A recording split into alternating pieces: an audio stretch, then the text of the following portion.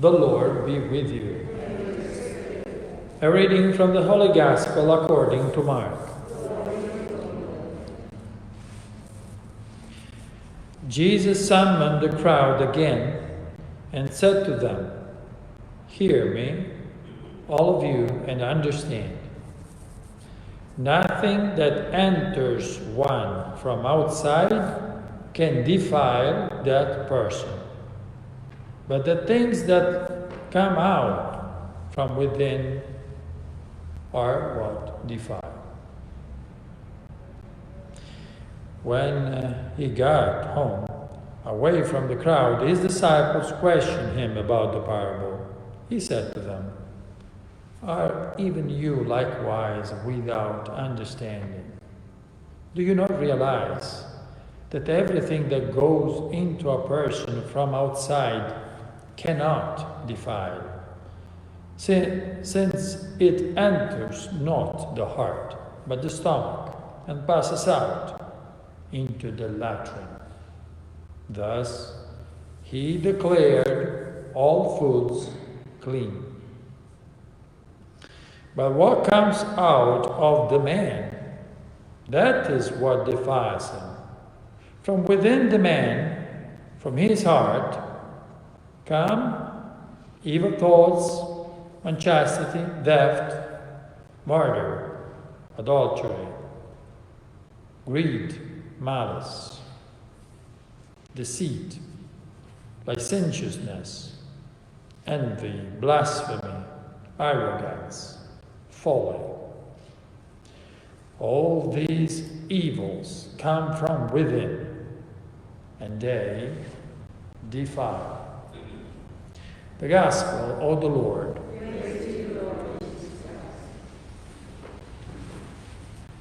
So what is common between the list,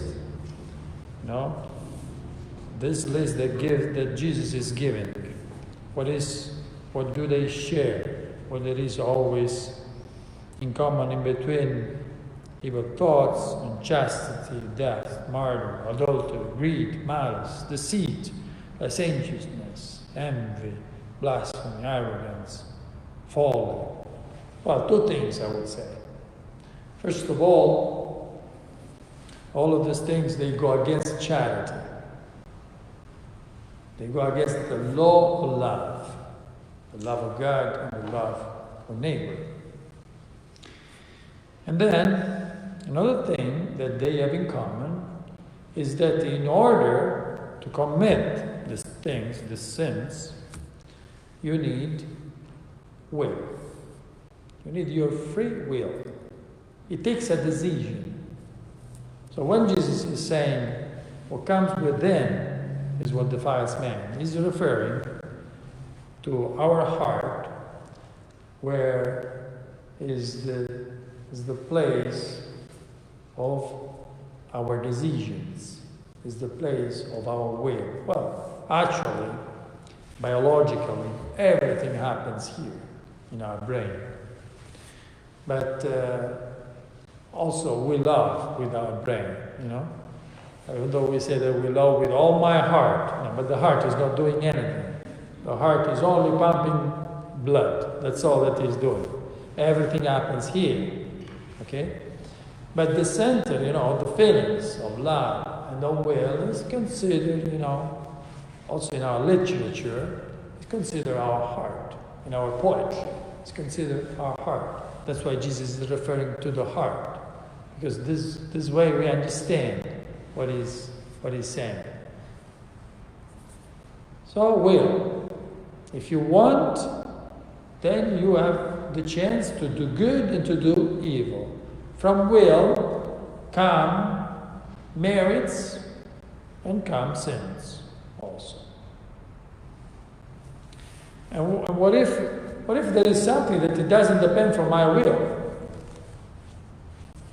Well, no will, no sins, and no merits as well. So now with this mindset, let's go to the first reading. Let's go to see The first book of Kings, chapter 10, where there is the Queen of Sheba, which means a pagan, someone out of Israel, who decided to go and see Solomon, the wisdom of Solomon, Solomon King Solomon, not only the king, but the religious leader of the people of Israel. The one who brought not only the wisdom of God, but the true faith in God. The true faith in our God, the same God that we believe, you know. And Jesus is saying, he will say later on, that the Queen of Sheba, she will condemn us, all of us. Because she was a pagan, and she went to see Solomon. And so, this makes me think, you know, what merit do I have? What merit? Because faith is not a decision for me. My faith is a gift that I received. Why do I have this faith? I have this faith because I was born in a Christian family, in a very Catholic family. So, what merit is to me being a Christian, being a Catholic, you know? I was baptized not for my decision. My parents did that for me, and they brought me to church every Sunday, sometimes every day. What merit is to me? It's not something that depended from my will. So no will, no merit. So no wonder that I became a priest. Why? Because I was 12 and somebody said, you want to go to the seminary? It was a nun. And this nun, you know, she might have not said that. And I was not a priest. You see? What is my merit? You see, there is always the hand of God that is leading us, guiding us. Yes, at a certain point there is our will, but what chances do we have of being here in this church if your parents were Muslims? Is it your fault that your parents are Muslims? So you see, we have a lot of gifts that we never deserved. It's only a gift of God that we cannot understand why precisely to us. So again, the Queen of Sheba will condemn us. We condemn usually the Queen of Sheba. I'll tell you when we condemn the Queen of Sheba. We condemn her when we condemn our Christian brothers, and we say, oh, you don't believe in the Pope, you don't go to confession, you don't believe in the Virgin Mary. We blame them, right? But the faith is a gift. So they didn't receive that gift that we did receive. So they will condemn us. They will tell us, you had the Blessed Sacrament. You received communion every day. You had the chance to go to confession even every day if you wanted. What did you do with the grace? What did you do with all that? Did you use properly? Or you were just, you know, just every other man, every other woman?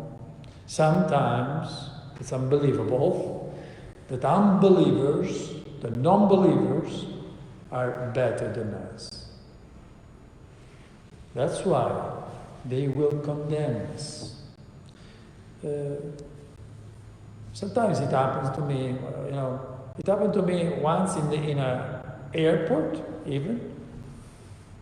And I saw, in the airport, I saw, was there a Jewish man, and I saw him that he was with his Bible and he was praying to God in the airport.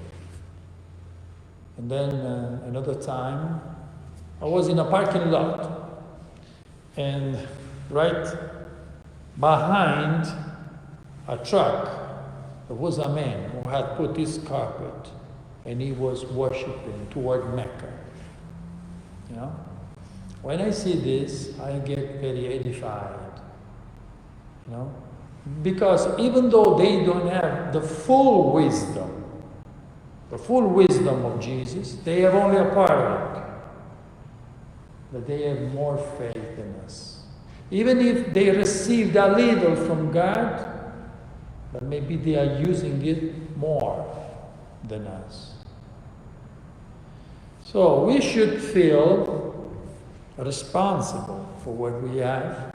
We should really feel how heavy is the responsibility that was entrusted to us, the responsibility of having the very body of Jesus in our hands.